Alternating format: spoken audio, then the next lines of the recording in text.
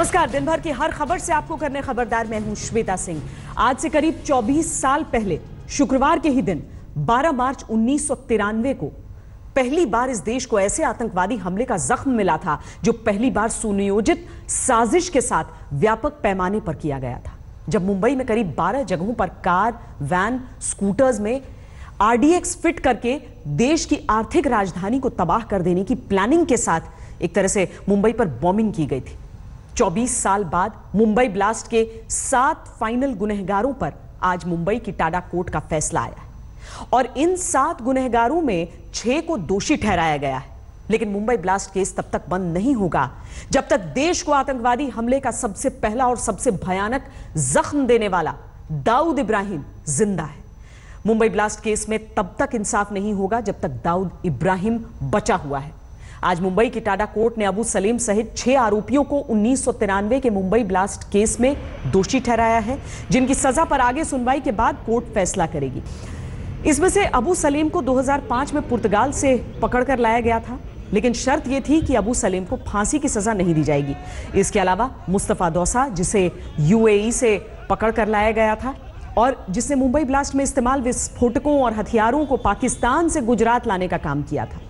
अबू सलीम, जिसने विस्फोटकों और हथियारों को मुंबई तक पहुंचाने का काम किया था, जिसमें से कई AK-56 और हैंड ग्रेनेड अबू सलीम ने अभिनेता संजय दत्त के घर पर भी रखवाए थे, जिन संजय दत्त को इसी केस में 5 साल की सजा हुई थी। अबू सलीम और मुस्तफा दौसा के साथ 6 लोगों को आज टाडा कोर्ट ने दोषी ठहराया, जिन्होंने विस्फोटकों और हथियारों को तस्करी करके लाने और मुंबई तक उन लोगों तक पहुंचाने में मदद की थी जिनको मुंबई में जगह जगह पर RDX से भरी गाड़ियां फिट करने का जिम्मा दिया गया था। लेकिन सवाल यह है कि मुंबई ब्लास्ट के मास्टरमाइंड दाऊद इब्राहिम और उसके साथियों का हिसाब कब होगा।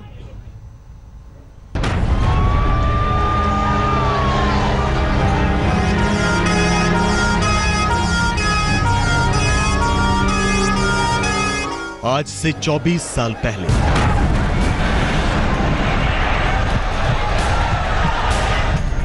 वो भी शुक्रवार का ही दिन था, लेकिन वो मुंबई और पूरे देश के लिए ब्लैक फ्राइडे था। दोपहर के 1:30 बज रहे थे जब 28 मंजिला बॉम्बे स्टॉक एक्सचेंज की बिल्डिंग के बेसमेंट में धमाका हुआ। पता चला कि बेसमेंट में पार्क कारों में RDX भरकर उड़ाया गया।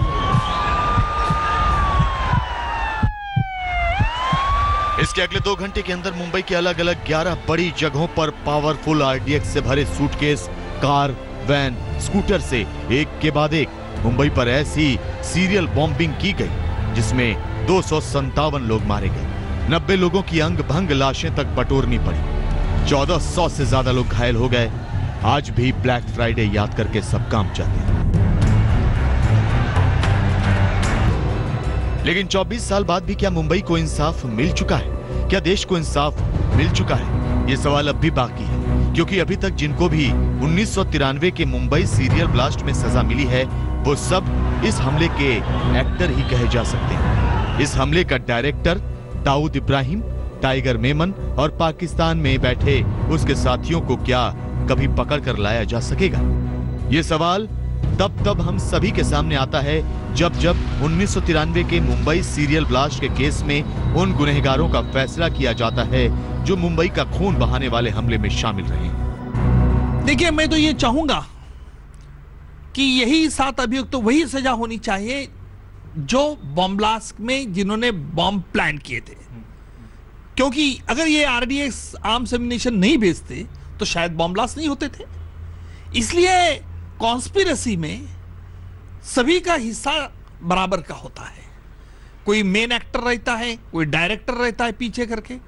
अभी भी डायरेक्टर पाकिस्तान में छुपे हुए हैं, पर मुझे पूरा भरोसा है, विश्वास है, कभी ना कभी कानून की गिरफ्त में ये डायरेक्टर लोग जो है, टाइगर मेमन है, दाऊद है, कभी ना कभी तो आएंगे, इसे मैं उम्मीद रखता हूं। आज मुंबई की स्पेशल टाडा कोर्ट ने 1993 के मुंबई ब्लास्ट के 7 गुनहगारों पर अपना फाइनल फैसला सुनाया है, जिसमें सबसे बड़े चेहरे गैंगस्टर अबू सलीम सहित 6 लोगों को दोषी ठहराया गया, जबकि एक आरोपी पर्याप्त सबूत न होने की वजह से बच गया। इसमें अबू सलीम, मुस्तफा दौसा, करीमुल्ला खान, फिरोज अब्दुल, रियाज सिद्दीकी, ताहिर मर्चेंट और अब्दुल कयूम सहित 7 नाम थे। इन 7 का मुंबई ब्लास्ट के मेन केस से अलग ट्रायल किया गया था, क्योंकि ये सभी मेन केस के ट्रायल के बाद पकड़े गए थे। मेन केस के ट्रायल में टाडा कोर्ट ने 2007 में 100 आरोपियों को दोषी ठहराया था, जबकि 23 आरोपी बरी हो गए थे। अबू सलेम सहित 7 आरोपियों का ट्रायल 2012 से शुरू हुआ, जो 750 गवाहों के बयानों के बाद इस साल मार्च में पूरा हुआ था। ये जो कन्विक्शन हुई है 120B के अंडर मैक्सिमम कन्विक्शन है, और 120B का ये है जो कोर्ट ने पहले ही बैठने के बाद में ये किया है कि किसने किया है, एक्ट किसका है, ये इम्पोर्टेंट नहीं है, whether he was there in the conspiracy, that is important. इसलिए जो भी कोई ये कंस्पायरेसी में था उसको सजा सबके साथ में होगी। आज टाडा कोर्ट ने 7 में से 6 गुनहगारों को आपराधिक साजिश, टाडा एक्ट के अंदर अपराध, आर्म्स एक्ट, एक्सप्लोसिव एक्ट के तहत दोषी ठहराया है। इनमें से अबू सलेम को पुर्तगाल से पकड़ कर लाया गया था। वो दाऊद इब्राहिम के भाई अनीस का बेहद करीबी था। मुंबई ब्लास्ट से पहले गुजरात से मुंबई तक हथियार और विस्फोटक लाने में अबू सलेम का अहम रोल था। अबू सलेम ने इन हथियारों में AK-56, कारतूस और कई hand grenade actor Sanjay Dutt के घर पर रखवाए थे। 2 दिन बाद सलेम संजय दत्त के घर गया था और 2 AK-56 और कारतूस लेकर आया था। दूसरा बड़ा नाम मुस्तफा अहमद उमर दौसा का है, जिसे भारत सरकार दुबई से पकड़ कर लाई थी। मुस्तफा दौसा वो मास्टरमाइंड था जिसने RDX को पाकिस्तान से भारत लाने में अहम भूमिका निभाई थी। मुस्तफा दौसा ने मुंबई बॉम्बिंग के लिए हथियारों की ट्रेनिंग लेने के लिए कुछ गुनहगारों को पाकिस्तान भेजा। फिरोज अब्दुल राशिद खान मुस्तफा दौसा का सबसे करीबी पार्टनर था। फिरोज को मुंबई ब्लास्ट की साजिश की हर जानकारी थी। ताहिर मर्चेंट, करीमुल्ला खान, रियाज अहमद सिद्दीकी, इन सभी को RDX और हथियार लाने और रखने में मदद करने का दोषी ठहराया गया है। अब्दुल कयूम करीब शेख पर मुंबई ब्लास्ट से पहले हथियारों की तस्करी करने का आरोप था, लेकिन साजिश में शामिल होने के आरोप से वो बच गया।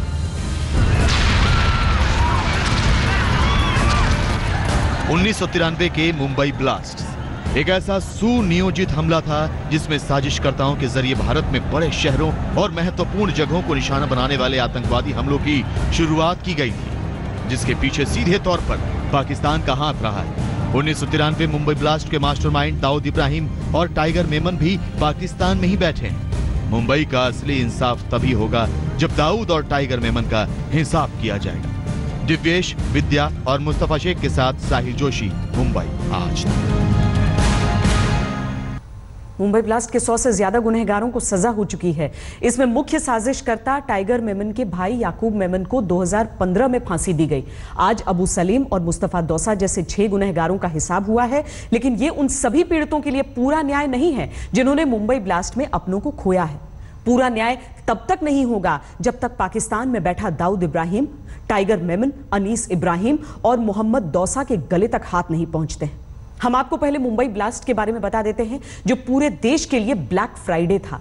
फिर आपको बताएंगे कि इस वक्त दाऊद इब्राहिम क्या कर रहा है। 12 मार्च 1993 को मुंबई में 2 घंटे के अंदर 12 जगहों पर RDX से भरी कार, वैन, स्कूटर से ब्लास्ट किए गए।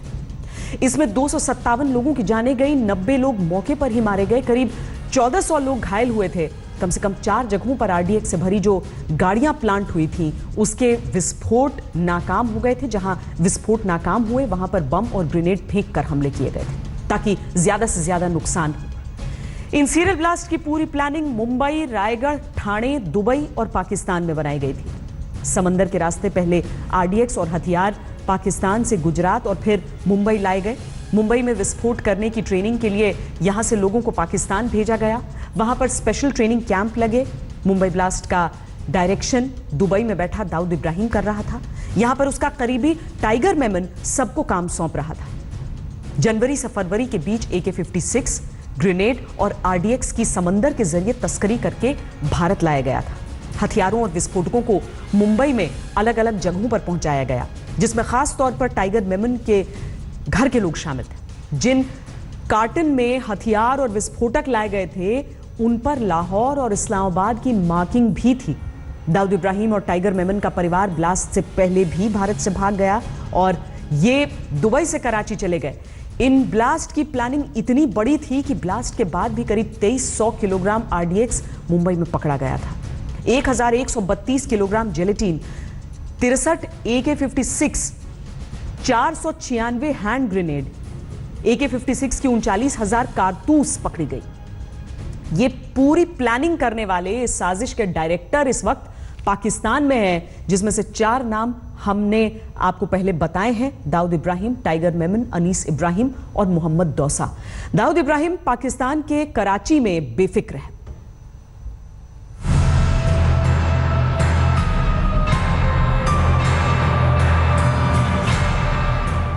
मार्च 1993 ये देश की आर्थिक राजधानी मुंबई को तबाह कर देने और देश की हिम्मत तोड़ देने की साजिश का सबसे बड़ा और सबसे पहला हमला था। पूरी प्लानिंग के साथ कार, वैन, स्कूटरों में जिस बड़े पैमाने पर विस्फोटक आरडीएक्स फिट करके मुंबई में सीरियल ब्लास्ट किए गए। कहा जाता है कि उतने बड़े पैमाने पर आरडीएक्स का इस्तेमाल दूसरे विश्व युद्ध के बाद पहली बार हुआ था। बॉम्बे स्टॉक एक्सचेंज के बेसमेंट में आरडीएक्स से भरी कारें लाकर उड़ा दी गईं, जहां 84 लोग मारे गए। सेंचुरी बाजार में आरडीएक्स से भरी जीप लगाई गई, जहां पर विस्फोट में 113 लोग मारे गए। प्लाजा सिनेमा में आरडीएक्स से भरी वैन लगाई गई, जहां 10 लोग मारे गए, 37 घायल हुए। जावेरी बाजार में आरडीएक्स से भरा स्कूटर उड़ाया गया, जहां 17 लोग मारे गए। एयर इंडिया बिल्डिंग में आरडीएक्स से भरी कार उड़ाई गई, जहां 20 लोग मारे गए। कई जगहों पर आरडीएक्स से भरी वैन और स्कूटर फटे नहीं तो ग्रेनेड फेंक कर हमले किए गए।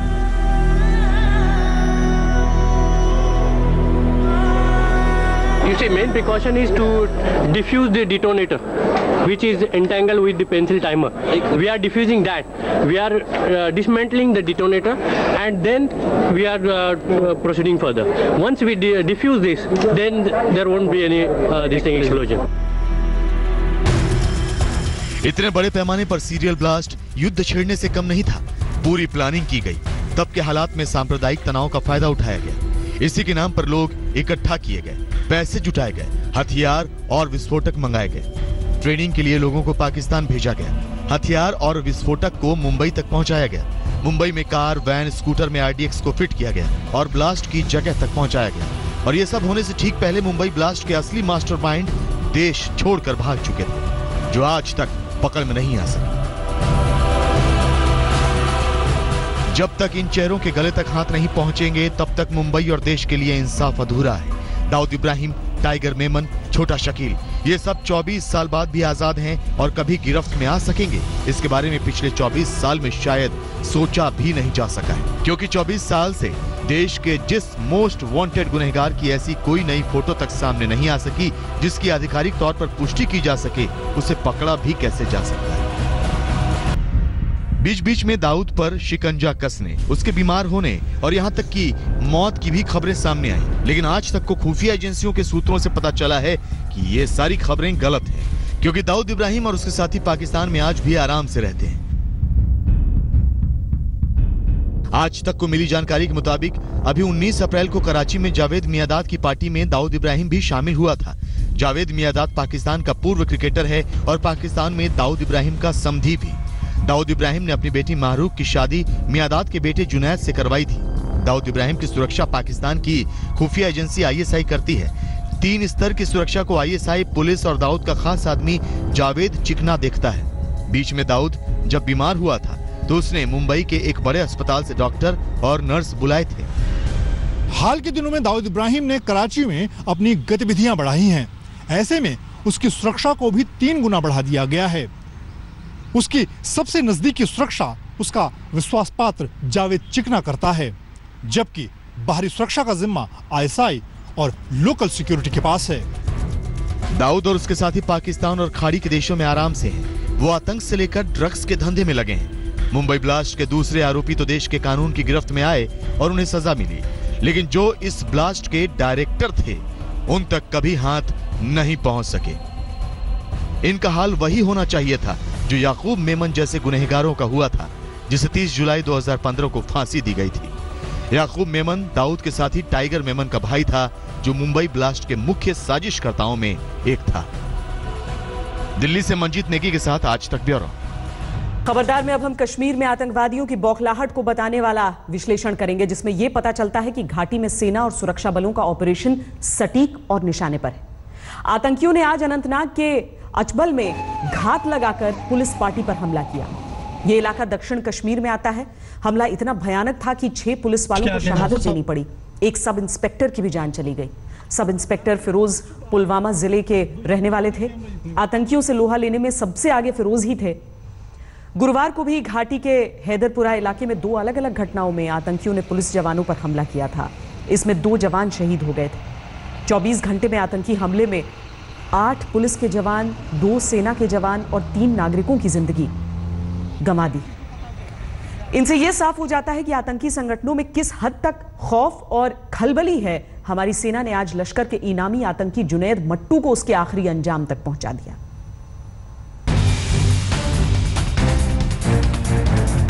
ये लश्कर का लाडला है, वही लाडला जिसकी लाश पर अब लश्कर खून के आंसू बहा रहा है। आज कश्मीर की घाटी से देश को सुकून देने वाली ये खबर आई है, जिसे आतंक के खिलाफ अभियान की बड़ी कामयाबी माना जा सकता है। हमारे जवानों ने 10 लाख के इनामी आतंकी जुनैद मट्टू को मार गिराया है, जिससे लश्कर की रीढ़ की एक बड़ी हड्डी चरमरा गई है। जुनैद मट्टू की मौत पर लश्कर ने गीदड़ भभकी देने वाला एक खत जारी किया है। इस खत के मजमून में यह साफ हो जाता है कि आज के ऑपरेशन से लश्कर को कितनी चोट पहुंची है। जुनैद मट्टू की कुर्बानी बेकार नहीं जाएगी। ये शहादत हिंदुस्तान की मौत की वजह साबित होगी। भारतीय सेना की बर्बरता को दुनिया देख रही है। भारत इस क्षेत्र में शांति और मानवता के लिए कैंसर साबित हो रहा है। ये लश्कर नहीं, उसकी खिसियाहट बोल रही है, जिसकी हर साजिश को हमारी सेना मुंहतोड़ जवाब देते हुए दम निकाल रही है। आज के ऑपरेशन से यह साफ हो गया कि सर्जिकल स्ट्राइक के बाद शुरू हुई मुहिम निशाने पर है। कुलगाम जिले के अरवानी गांव के मालिक मोहल्ला में एनकाउंटर में जवानों ने लश्कर के कमांडर जुनैद मट्टू को मार गिराया। जुनैद के साथ मुजम्मिल नाम का आतंकी भी मारा गया। स्थानीय लोगों ने पथराव कर जवानों को ऑपरेशन से रोकने की कोशिश की, लेकिन पैलेट गन का इस्तेमाल कर जवानों ने स्थानीय लोगों को खदेड़ दिया। आपके लिए ये जानना भी जरूरी है कि जुनैद मट्टू लश्कर का तीसरा बड़ा आतंकवादी है, जिसे साल भर के भीतर सुरक्षा बलों ने मार गिराया। इससे पहले बुरहान वानी मारा गया था और फिर पिछले महीने सब्जार अहमद भट्ट। महज 18 साल की उम्र में आतंकवाद का रास्ता अपनाने वाला मट्टू 12 मोस्ट वांटेड आतंकियों की सूची में शामिल था। उस पर 10 लाख का इनाम रखा गया था। हिंदुस्तान की सोच घाटी में आतंकी नेटवर्क को तहस नहस करने में जितनी कामयाब हो रही है, आतंकियों की तिलमिलाहट उसी अंदाज में बढ़ रही है। अनंतनाग में देर शाम पुलिस चौकी पर हमले की जिम्मेदारी भी लश्कर ने ली है। लश्कर को लगता है कि वह ऐसे हमलों से सेना के कदम रोक देगा। ये उसकी गलतफहमी है। लश्कर जैसे शैतानी संगठनों से किसी तरह की नरमी नहीं हो सकती। जम्मू से अश्विनी कुमार के साथ अशरफ वानी, श्रीनगर, आज तक। खबरदार में अब हम 29 जून से शुरू हो रही अमरनाथ यात्रा पर आतंकी साजिश के काले बादल का विश्लेषण करेंगे और आतंकी साजिश को नाकाम करने के लिए भारतीय सुरक्षा बलों के ऑपरेशन शिवाय को डिकोड करेंगे, जिसके लिए आज तक की टीम ने श्रीनगर में सीआरपीएफ एकेडमी में जाकर अमरनाथ यात्रा के सुरक्षा दूतों की तैयारियों पर एक एक्सक्लूसिव रिपोर्ट तैयार की है। लेकिन पहले हम आपको बताते हैं कि इस बार अमरनाथ यात्रा में आतंकी हमले से जुड़े अलर्ट क्या कहते हैं। खुफिया एजेंसियों की रिपोर्ट्स के मुताबिक कश्मीर के हालात को देखते हुए इस बार अमरनाथ यात्रा पर आतंकवादी हमले का खतरा बहुत ज्यादा है। आतंकवादी अमरनाथ यात्रा के मार्ग में श्रद्धालुओं के अलावा सुरक्षा बलों पर भी हमले को अंजाम दे सकते हैं। खुफिया रिपोर्ट्स के मुताबिक आतंकवादी अमरनाथ यात्रा के दौरान श्रद्धालुओं पर आईईडी ब्लास्ट और ग्रेनेड अटैक कर सकते हैं। कश्मीर के अलगाववादी अमरनाथ यात्रा में रुकावट डालने की कोशिश कर सकते हैं। अमरनाथ यात्रा में श्रद्धालुओं के जत्थों पर पत्थरबाजी की घटनाएं हो सकती हैं। वैसे तो अमरनाथ यात्रा के दौरान हर साल आतंकवादी हमले का खतरा होता है, लेकिन इस बार खतरा ज्यादा है। लिहाजा ज्यादा बड़े खतरे को देखते हुए इस बार अमरनाथ यात्रा की सुरक्षा व्यवस्था भी और चाक चौबंद की गई। इस बार अमरनाथ यात्रा के दौरान भारतीय सुरक्षा बलों के करीब 30,000 जवान तैनात होंगे। अमरनाथ यात्रा की सुरक्षा में भारतीय सेना के अलावा सीआरपीएफ जैसे अर्धसैनिक बलों के जवान भी तैनात होंगे। अमरनाथ यात्रा की सुरक्षा को पुख्ता करने के लिए हाईटेक तकनीक का सहारा लिया जा रहा है। अमरनाथ यात्रा के पूरे रूट पर सीसीटीवी कैमरे लगाए गए हैं, जिनकी मॉनिटरिंग के लिए कंट्रोल रूम तैयार है। इसके अलावा ड्रोन कैमरों के जरिए अमरनाथ यात्रा के पूरे रूट पर संदिग्ध गतिविधियों पर नजर रखी जाएगी। अमरनाथ यात्रा के दौरान पत्थरबाजी की घटनाओं पर काबू पाने के लिए सीआरपीएफ के जवानों को ट्रेनिंग दी जा रही है। यानी इस बार अमरनाथ यात्रा के दौरान आतंकी हमले की आशंका जितनी बड़ी है, उतनी ही बड़ी और हाईटेक सुरक्षा बलों की तैयारी है। आज तक की टीम ने श्रीनगर के पास सीआरपीएफ एकेडमी का जायजा लिया है, जहां सीआरपीएफ के जवान अमरनाथ यात्रा के दौरान आतंकी हमलों से निपटने की फाइनल तैयारी में जुटे हैं। टोटल 200 से ऊपर एडिशनल कंपनीज जो हैं वो डिप्लॉय की जा रही हैं। अमरनाथ यात्रा के चप्पे चप्पे पर नजर रखेगी तीसरी आंख। आतंकी हरकतों पर 24 घंटे रहेगी आसमानी निगाह।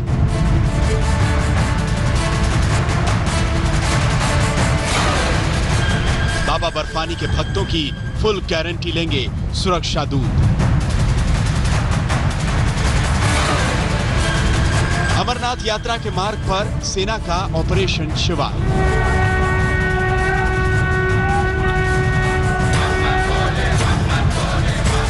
इस बार 29 जून को बाबा अमरनाथ यात्रा का शुभारंभ होगा। बाबा बर्फानी के श्रद्धालुओं का पहला जत्था अमरनाथ यात्रा के लिए तैयार है, लेकिन इस बार अमरनाथ यात्रा की राह में बड़ा खतरा खराब मौसम से ज्यादा कश्मीर के खराब माहौल का है। अमरनाथ यात्रा की जो 40 दिनों की पूरी यात्रा होगी उसकी सुरक्षा 3 स्तरीय की जा रही है। इसमें पहली जो पंक्ति होती है वो सीआरपीएफ की होगी। इसके अलावा लोकल पुलिस और आर्मी की भी सुरक्षा बड़े स्तर पर की जा रही है। लेकिन इस बार खासतौर पर गृह मंत्रालय के निर्देश से टेक्निकल चीजें इस्तेमाल की जा रही हैं, जिससे अगर आतंकी कहीं भी मूवमेंट करते हैं तो उस पर नजर रखी जा सके। अमरनाथ यात्रा के दौरान आतंकी वारदात की आशंका को देखते हुए इस बार सेना ने ऑपरेशन शिवाय लॉन्च किया। ऑपरेशन शिवाय की तैयारियों का जायजा लेने के लिए आज तक की टीम श्रीनगर के पास लातेपुरा स्थित सीआरपीएफ अकादमी पहुंची, जहां सीआरपीएफ के कमांडोज अमरनाथ यात्रा के दौरान सुरक्षा दूत बनने की ट्रेनिंग ले रहे हैं।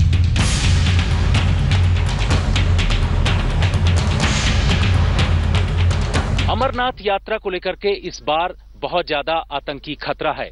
खुफिया रिपोर्ट से इस बात का खुलासा हुआ है कि आतंकी इस बार बड़े स्तर पर इस यात्रा को निशाना बना सकते हैं।